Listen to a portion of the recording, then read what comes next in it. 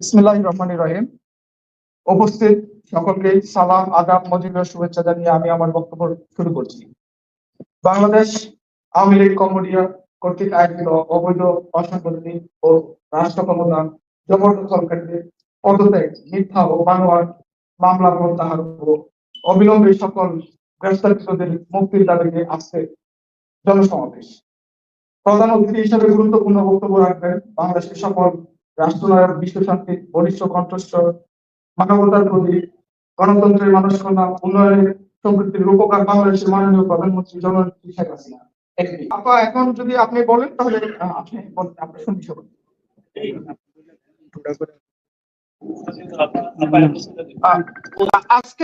আজকে বাংলাদেশ আওয়ামী লীগ কম্বোডিয়া শাখা কর্তৃক আয়োজিত জনসমাবেশে প্রধান অতিথি হিসাবে গুরুত্বপূর্ণ বক্তব্য রাখবেন বাংলাদেশের সফল রাষ্ট্রনায়ক, বিশ্ব শান্তির অগ্রদূত, মাদার অফ হিউম্যানিটি, গণতন্ত্রের মনস্কন্যা, আধুনিক বাংলাদেশের রূপকার বাংলাদেশের মাননীয় প্রধানমন্ত্রী জননেত্রী শেখ হাসিনা এমপি।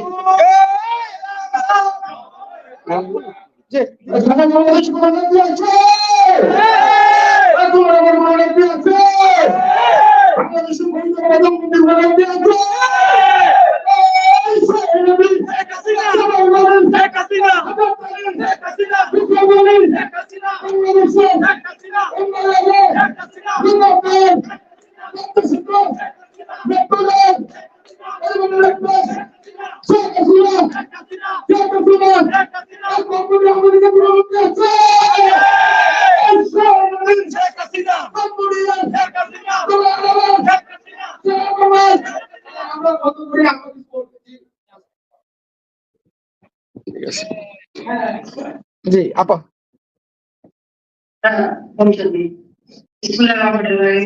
আমাদের কম্বোডিয়াবাসী, প্রবাসী ভাই বোনেরা আমার এবং আমি নেতৃবৃন্দ সবাইকে আমি এই বিজয় মাসের শুভেচ্ছা জানাচ্ছি। আমি বরং স্মরণ করছি সর্বকালের সর্বশ্রেষ্ঠ বাঙালি জাতির পিতা বঙ্গবন্ধু শেখ মুজিবুর রহমানকে, যার নেতৃত্বে আমি স্বাধীনতা পেয়েছি। আমি সংবিধানের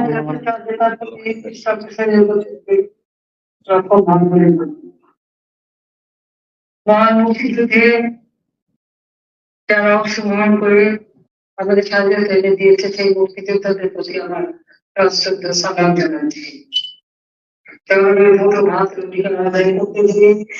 জীবন দিয়েছেন এবং এই 2024 সালে এবং অত্যাচারে যারা মৃত্যুবরণ করেছে তাদেরকে আমি স্মরণ করি। আওয়ামী লীগ এদেশের মানুষের জাতীয় মানুষের সংগঠন, প্রতিষ্ঠার লক্ষ্য থেকে মানুষের ভাষা আন্দোলন, স্বাধীনতা আন্দোলন এবং মহান মুক্তিযুদ্ধে বিজয় অর্জন করেছে। ডিসেম্বর মাস আমাদের বিজয়ের মাস। এই ডিসেম্বর মাসে আমরা বিজয় অর্জন করি। জাতির পিতা বঙ্গবন্ধু শেখ মুজিবুর রহমান এই বাঙালি জাতিকে ঐক্যবদ্ধ করে সেই 7টি মার্চের ঐতিহাসিক ভাষণ ঘোষণা দিয়েছিলেন। এবারে সংগ্রাম আমাদের মুক্তি সংগ্রাম, এবারে সংগ্রাম স্বাধীনতা সংগ্রাম। আহ্বান করেছিলেন বাঙালি জাতিকে ঘরে ঘরে যুদ্ধ করেছিলেন, যার যার সাথে তাই নিয়ে শক্তি মোকাবিলা করা যায়। সেভাবেই তারা সুসংহত হন এবং সেভাবেই মহান মুক্তিযুদ্ধ পরিচালনা করে। আমাদের মহান মুক্তিযুদ্ধের পাশে আমাদের মিত্র শক্তি ছিল এবং তাদের সহযোগিতায় আমরা আমাদের দেশকে শত্রুমুক্ত করি। পাকিস্তানি হানাদার বাহিনী আত্মসমর্পণ করতে বাধ্য হয়, তারা মিত্র শক্তির কাছে আত্মসমর্পণ করে এবং আমরা আমাদের স্বাধীন সার্বভৌম বাংলা অর্জন করি। এই বাংলাদেশকে গড়ে তোলার জন্য জাতির পিতার স্বপ্ন ছিল ক্ষুদ্র দারিদ্র্যমুক্ত বাংলাদেশ গড়ে তোলা। স্বাধীনতা ঘোষণার পরপরই জাতির পিতাকে গ্রেফতার করা হয় এবং 10ই জানুয়ারি বাংলার মাঝে ফিরে আসেন। পাকিস্তানি শাসকরা বাধ্য হয় তাকে মুক্তি দিতে। বাংলাদেশের ক্ষমতা এসে মাত্র 3 বছর 7 মাস 3 দিন সময় পেয়েছিলেন। এই অল্প সময়ের মধ্যে বাংলাদেশকে তিনি গড়ে তোলে যে বাংলাদেশ ছিল পাকিস্তানের একটি প্রদেশ শাসিত বঞ্চিত একটি জাতি বাঙালি জাতি যুদ্ধ বিধ্বস্ত একটি দেশ। এই যুদ্ধ বিধ্বস্ত দেশটা অল্প সময়ের মধ্যে গড়ে তুলে রাজনৈতিক সার্বভৌম প্রতিষ্ঠা করলে সে স্বীকৃতি অর্জন করে। যদি ভাষা বলতে হাসি ফোটাবার জন্য জাতির পিতা বঙ্গবন্ধু শেখ মুজিব যখন জাতীয় ঐক্য গড়ে তোলেন, আর্থসামাজিক ভাবে প্রকাশ এই ঠিক সেই সময় যেটা পনেরোই আগস্ট আলপকে নির্মম ঘুরে ফেলে আলপমান যেটা জাতির পিতা বঙ্গবন্ধু এই জীবন রক্ষা করে। একই সাথে আমি হারিয়েছি আমার মা সমাজী, আমার শৌখিন ভাই doctor Sheikh Kamal, doctor lieutenant Sheikh Jamal, আমার দলের লক্ষ্য করেছে তারা জামালকে এমনকি আমার 10 বছরের আরটি এর কাছে তাকেও কাছের জন্য বিভিন্নভাবে সংস্কার করে। একই সাথে হতে করে আমার সরকার সেই আপনার আছেন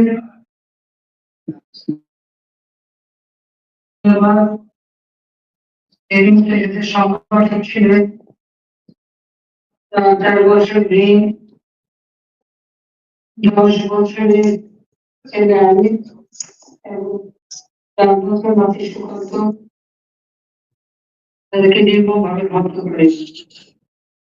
একই দিনে আমার সেটুকু করে আক্রমণ করে নেতা সাংবাদিক আমরা বাড়িয়েছি সম্পাদক ছিলেন মুক্তিযোদ্ধা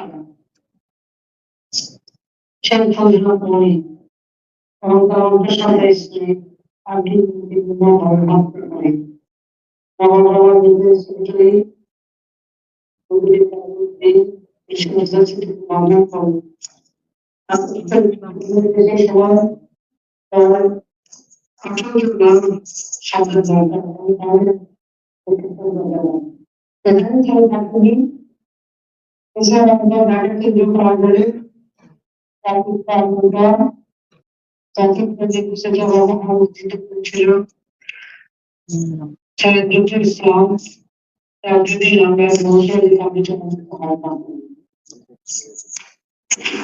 আমাদের মুক্তিযুদ্ধ দীর্ঘ সংগ্রামের পর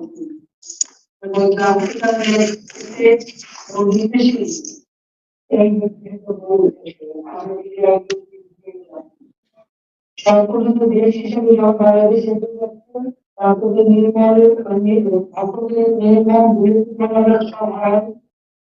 এবং 21টা বছর একের পর এক হরতাল সহযোগিত রাজনীতি চলতে পারত। একটি পর্যায়ে আওয়ামী লীগ সরকার গঠন হয়। বাংলাদেশের মানুষ প্রথম উপলব্ধি করে সরকার জনগণের সেবক অন্ধকারের উন্নতি করতে পারে এবং তারা কার্যকর সম্পূর্ণ আমরা দেশকে স্বাধীন উন্নয়নের পথে এগিয়ে নিয়ে যান। বাংলাদেশের মানুষের জন্য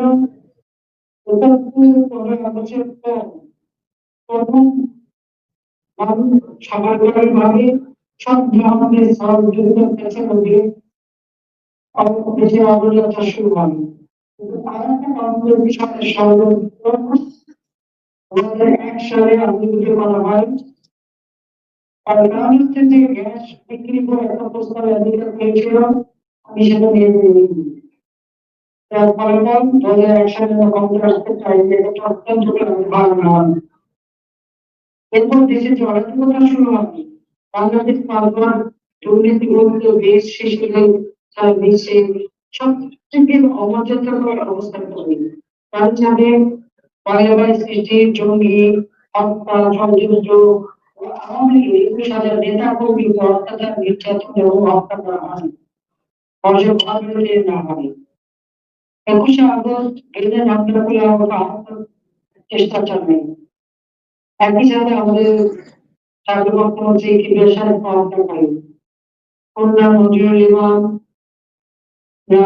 মমতাজ সহ আওয়ামী নেতা কর্মীকে নির্মমভাবে হত্যা করেন। একদিন দিনে 5 টাকার বোমা হামলা করা সারা দেশটা একটা যৌগিক দেশে পরিণত করে এবং বিএনপি জামাতের দুঃশাসনের ফলে দেশে এমার্জেন্সি শুরু হয় এবং অনেক আমাদের গ্রেপ্তার করা মিথ্যা মামলা হয়রানি করে অনেক কিছুই সহ্য করি আমরা। একটি পর্যায়ে 2008 সালে নির্বাচন হবে, যে নির্বাচনে আমাদের এককভাবে দেশ পাওয়া যায় এবং আমরা গঠন করি। তাদের নির্বাচনের ইশতেহার ছিল যে আমরা বাংলাদেশকে আত্মসামাজিক পদ্ধতি করে অন্তত একটি ভাবে উন্নীত করবো। তো সব ভাবে আমরা 15 বছর রাষ্ট্র পরিচালনা করে যাতে 21 সালে স্বাধীনতা সুবর্ণ জয়ন্তী যখন আমরা উদযাপন করি সেই দেশের মধ্যে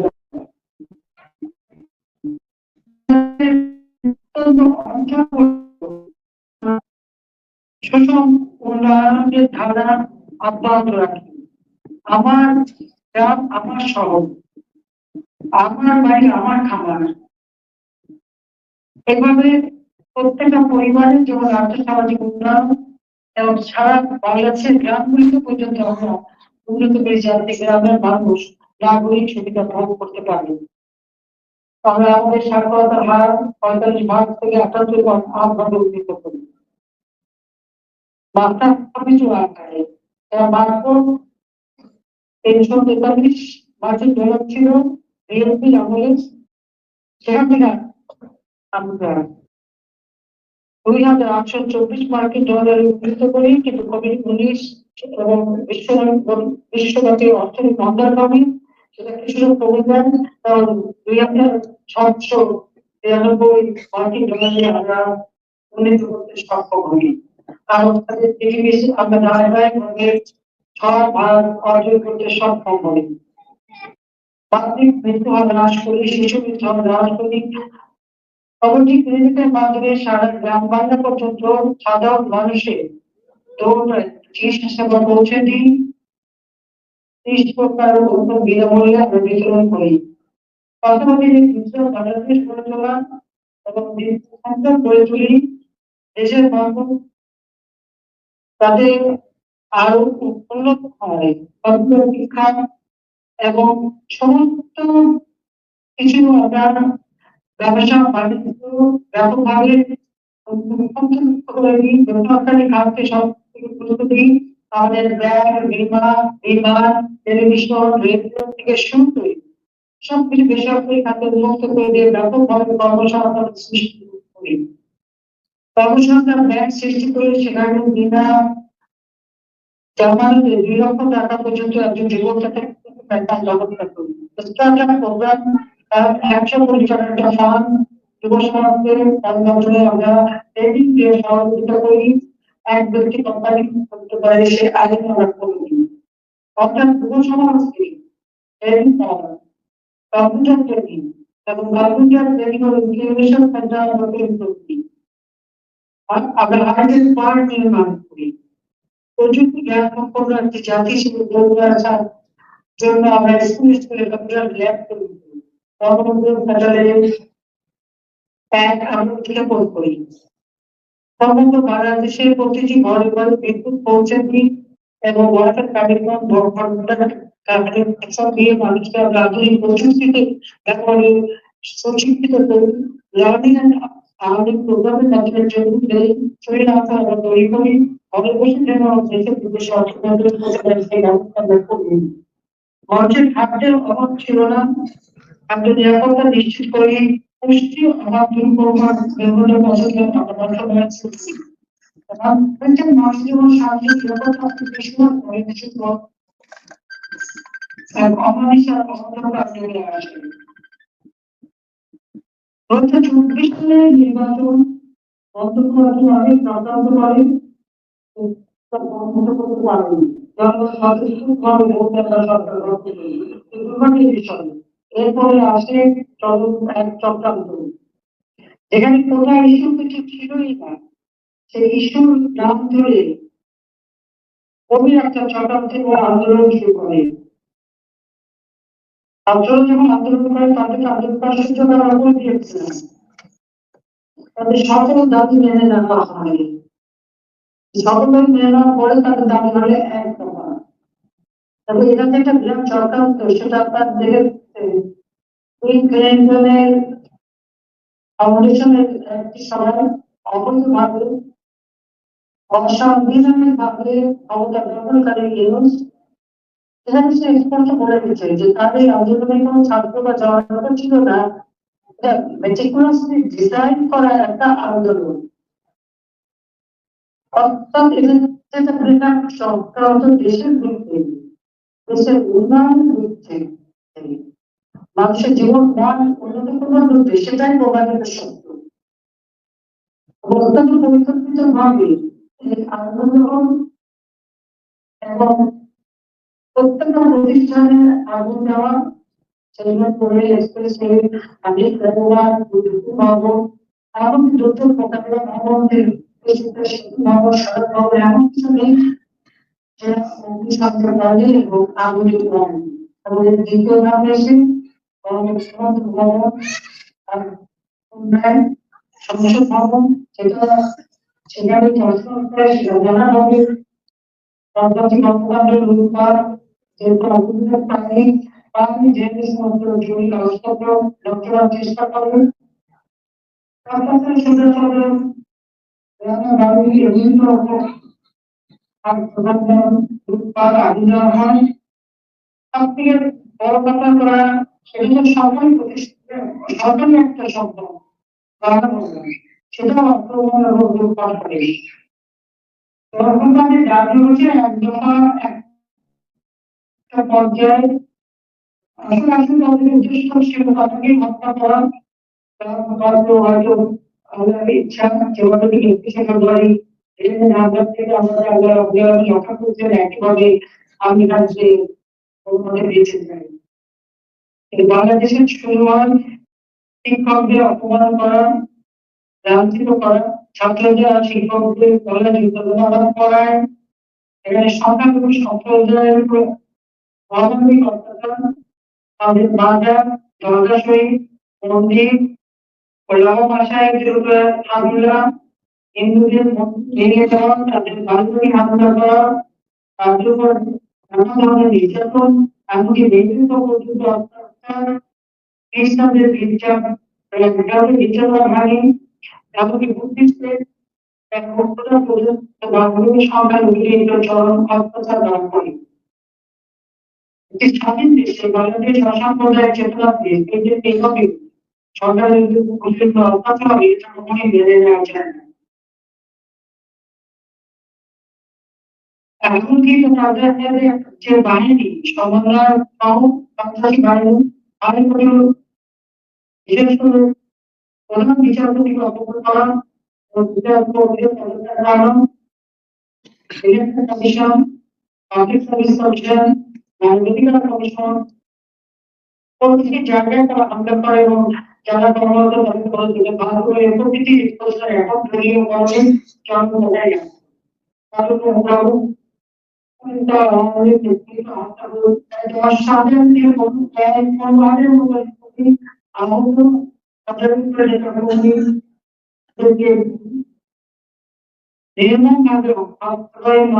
2 দিন আগে জনগণনা লেখার কারণে আমার আওয়ামী লীগের দুজন ছাত্রলীগ এবং যুবলীগের কর্মীকে নির্মমভাবে তারা হত্যা করে। তাদের অপছন্দ তারা জনগণনা কেন্দ্র লিখল, এটাই তাদের কথা।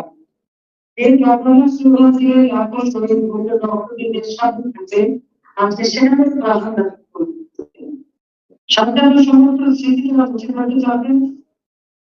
সেই সাথে সাথে আমরা দেখতে পাচ্ছি যে পুলিশদের উপর নির্মম ভাবে অত্যাচার করে হত্যা করেছে। 235টা বিশেষ স্টেশন আগুন দিয়েছে এবং সেখানে আগুন দিয়ে পুলিশকে পেয়ে গেছে। পুলিশদের মেয়েদের পা বেঁধে ঠিক কষাইখানা যেভাবে পশু বেঁধে রাখে সেইভাবে বেঁধে তাদের উপর অত্যাচার করে হত্যা করেছে। আওয়ামী লীগের প্রতি বিরুদ্ধে যুবলীগ নেতা তাকে পা বেঁধে ঝুলে রাখে। যেখানে আওয়ামী লীগের সেক্রেটারি তাকে একেবারে অত্যাচার এবং অত্যাচারের হত্যা করে এবং অগণিত বিদ্যাপতিকে এই হত্যা চলতে এখনো চলছে। শুধুমাত্র স্থাপনা আগুন দিয়েছে তা না, আওয়ামী লীগের কোনো লেখাকবি জাদুঘর নেই, ব্যবসা প্রতিষ্ঠান নেই, এমনকি শিল্প কলকারখানা সেখানে আগুন দেওয়া হয়, হাসপাতালে আগুন দিয়ে পুড়িয়ে দেওয়া হয়, যেটা কোভিড হাসপাতাল।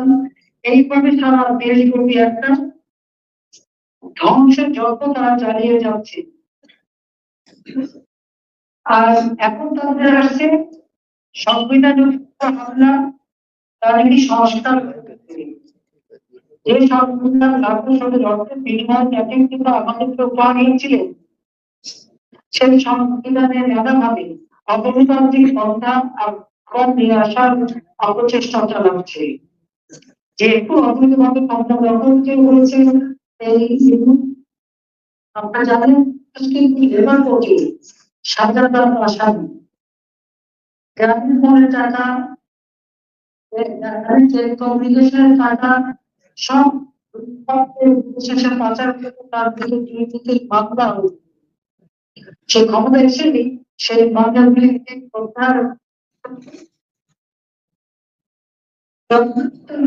জঙ্গিরা বন্দী ছিল, খালিদার জঙ্গি, বিদ্রোহের মামলার আসামি, দুর্নীতি মামলার আসামি এবং যারা সন্ত্রাস যুক্তরাজ্যের সাথে জড়িত তাদের সকলকে মুক্তি দিয়ে দেয়। মুক্তি দিলে একটি স্পষ্ট আপনারা দেখে দেখবে তার আন্দোলন, এই আন্দোলনটা আসলে সে জমি সন্ত্রাসী, তারাই তাদের হাতিয়ার, তাদের উপর নির্ভর করেই সে ক্ষমতা এসেছে। দেশের বিভিন্ন অঞ্চলে যারা সেই ষোলকিয়া ময়দান থেকে শুরু করে বিভিন্ন জায়গায় যখন হামলা করতে যায়, যারা গ্রেপ্তার হয়েছে, সাজা পেয়েছে, সবাইকে সবাইকে মুক্তি দিয়ে দিয়েছে। যত জঙ্গি সন্ত্রাসী, 21 আগস্ট গ্রেনেড হামলাকারী, হলি আর্টিজেনের হামলাকারী সবাই মুক্ত। তাহলে এই ঘটনার সাথে কি আমাদের মেট্রিকুলাস নোবেল লরেট সে কি প্ল্যান অনুযায়ী এই এদেরকে ব্যবহার করেছে, এদের সাথে তারা ছিল?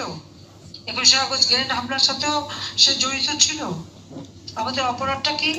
বঙ্গবন্ধু খুনিদের আমরা বিচার করেছি, হত্যার সেই বিচার আমরা ন্যায় বিচার করেছি, বাংলাদেশ মুক্ত করেছিলাম, বাংলাদেশের ন্যায় বিচার আমরা প্রতিষ্ঠা করেছিলাম জাতির পিতা বঙ্গবন্ধু শেখ মুজিবের হত্যাকারীদের বিচার করে, জেল হত্যার বিচার করেছি, যুদ্ধ অপরাধীদের বিচার করেছি, যে বিচার জাতির পিতা বঙ্গবন্ধু শুরু করেছিলেন, কিন্তু জিয়া রহমান এসে বন্ধ করে দেয়।